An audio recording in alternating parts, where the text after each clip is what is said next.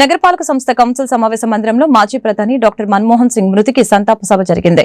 ఆయన చిత్రపటానికి MLA Burla Ramanjaneyulu, mayor Kavati Manohar Naidu పూలమాలలు వేసి ఘనంగా నివాళులర్పించారు. ఈ సందర్భంగా వారు మాట్లాడారు.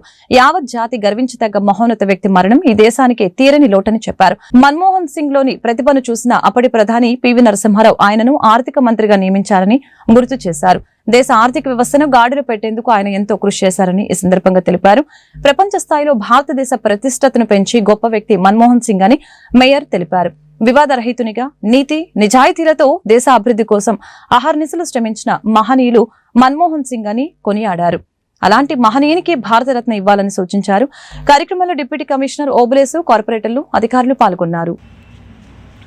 మాజీ ప్రధాని స్వర్గీయ మన్మోహన్ సింగ్ గారి యొక్క సంతాప సభ కార్యక్రమానికి అధ్యక్ష వహించినటువంటి అసిస్టెంట్ కమిషనర్ గారికి,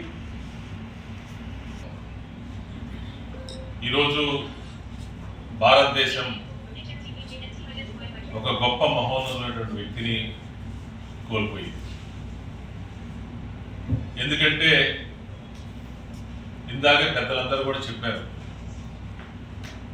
మితభాషి, మృదు స్వభావి, చారిత్రాత్మక నిర్ణయాలు తీసుకోవడంలో దిట్ట, భారతదేశ ఆర్థిక వ్యవస్థ కుదేలవుతున్నటువంటి పరిస్థితిలో ఆర్థిక వ్యవస్థని గాడిలో పెట్టాలనే ఉద్దేశంతో ఆ రోజు పివి నరసింహారావు గారు ఆలోచన చేసి దీనికి ఎవరైతే సూటబుల్ పర్సన్, దేశ ఆర్థిక వ్యవస్థని మెరుగైనటువంటి రీతిలో ముందుకు తీసుకెళ్ళినటువంటి బహుముఖ ప్రజ్ఞాశాలి ఎవరు అని చెప్పేసి ఆ రోజు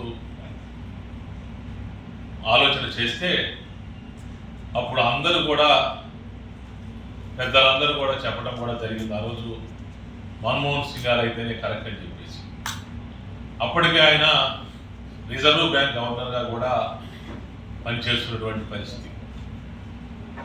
మరి ఎక్కడో ఒక సామాన్య మధ్యతరగతి కుటుంబంలో పుట్టి 1932వ సంవత్సరంలో దేశ విభజనలో మరి భారతదేశానికి వలసొచ్చి ఉన్నతమైనటువంటి విద్యలు అభ్యసించి తనకంటూ ఒక ప్రత్యేకమైనటువంటి, అదేవిధంగా వేదిక మీద ఉన్నటువంటి పెద్దలు, ఈ కార్యక్రమానికి హాజరైనటువంటి స్నేహితులు అందరికీ కూడా, పాత్రికేయులకు కూడా ప్రత్యేకమైనటువంటి నమస్కారాలు. ఈరోజు యావత్ జాతి గర్వించదగినటువంటి ఒక మహోన్నతిని మరి మరణం మన దేశానికి తీరని లోటుగా మనం చెప్పుకోవచ్చు. ఎందుకంటే ఆయనకు రాజకీయాలకు అతీతంగా ఆయన యొక్క ఔన్నత్యాన్ని, ఆయన యొక్క ప్రజ్ఞను, ఆయన యొక్క కాంట్రిబ్యూషన్ని ఈ దేశం ఎప్పటికీ కూడా మరవదు. మన్మోహన్ సింగ్ అంటేనే ఒక మృదు భాషి, మరి ఆయన చాలా సౌమ్యుడు అనేటువంటిది ఒక కోణం అయితే, మరొక కోణంలో ఆయన చాలా గట్టివాడు, అనుకున్నది సాధించగలిగినటువంటి దిట్ట అన్నటువంటి విషయాన్ని కూడా మనం మరవరాదు.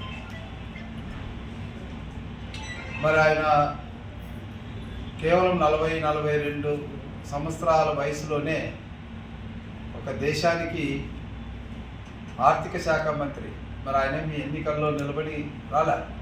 అప్పటికి ఆయన యూజీసీ గ్రాంట్ చైర్మన్గా ఉంటే ఆయన యొక్క